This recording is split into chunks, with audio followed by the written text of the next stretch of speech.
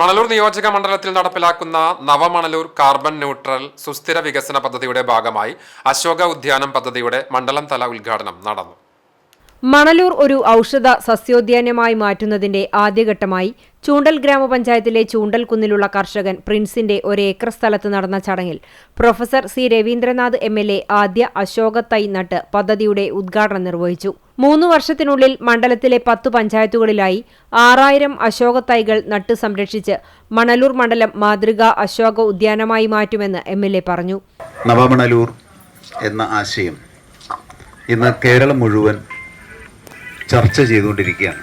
പല MLAമാരും പല പഞ്ചായത്ത് പ്രസിഡന്റുമാരും നവമണലൂർ എന്താണ് എന്ന് ചോദിക്കുന്നത് ഇന്ന് നമ്മൾ നേരിട്ട് അനുഭവിച്ചുകൊണ്ടിരിക്കുക. ലോകം ഇന്ന് ആവശ്യപ്പെടുന്ന ഒരു പദ്ധതിയാണ്. കേരളം മാത്രമല്ല, ലോകം ആവശ്യപ്പെടുന്ന ഒരു പദ്ധതിയാണ് മണലൂരിൽ നമ്മൾ നടപ്പിലാക്കാൻ ശ്രമിക്കുന്നത്.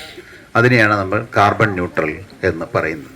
സംസ്ഥാന ഔഷധ സസ്യ ബോർഡിന്റെ സാമ്പത്തിക സഹായത്തോടെ മറ്റത്തൂർ ലേബർ സഹകരണ സംഘമാണ് പദ്ധതിക്കാവശ്യമായ അശോക തൈകൾ ഉൽപ്പാദിപ്പിച്ച് നൽകുന്നത്. ചൂണ്ടൽ ഗ്രാമപഞ്ചായത്ത് പ്രസിഡന്റ് സിനി പ്രസാദ് അധ്യക്ഷയായി. Chowannur block panchayat president CG Raghunath മുഖ്യപ്രഭാഷണം നടത്തി. വാടാനപ്പള്ളി പഞ്ചായത്ത് പ്രസിഡന്റ് IN സുധീഷ്, സംസ്ഥാന ഔഷധ സസ്യ board consultant AO Sunny, Chowannur കൃഷി assistant director Riya Joseph, panchayat secretary MC Mattli, കൃഷി ഓഫീസർ CM ഭുവന, ജനപ്രതിനിധികളായ KS ജിനി, KA രമേശ് എന്നിവർ സംസാരിച്ചു.